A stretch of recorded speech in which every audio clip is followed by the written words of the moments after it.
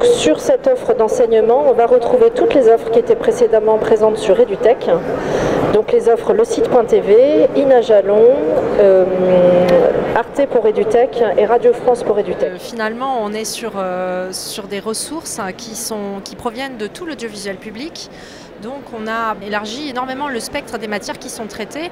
Donc on balaye tous les niveaux et toutes les disciplines, de la maternelle jusqu'à la terminale, ce qui n'était pas du tout le cas jusqu'ici avec les contenus qui étaient sur Ina Jalon.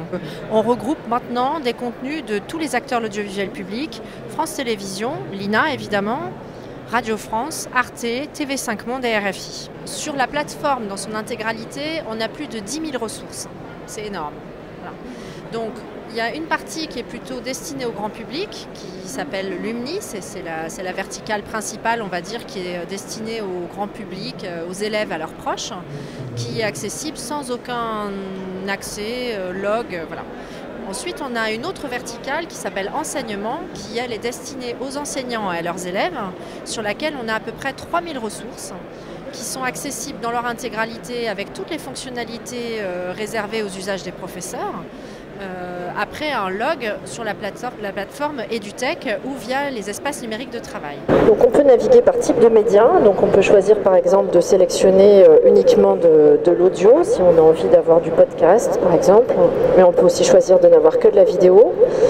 On peut naviguer par source, donc là on retrouve tous les partenaires, ça c'est aussi en partie pour ne pas dérouter les professeurs qui étaient habitués à retrouver directement les offres des acteurs de l'audiovisuel public dans des offres distinctes. Donc on peut retrouver par exemple, si on le souhaite, tous les contenus d'Arte, le dessous des cartes, mais également des documentaires longs métrages type Bonheur des dames, etc.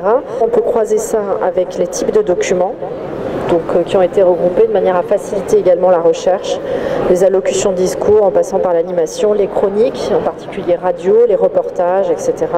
Et on a enfin une troisième verticale qui s'appelle Éducateurs et médiateurs, qui comprend à peu près 900 ressources et sur lesquelles on va trouver des contenus qui sont à destination donc plutôt de l'extrascolaire ou du périscolaire et sur lesquels les éducateurs vont pouvoir se rendre après un log sur la Ligue de l'enseignement.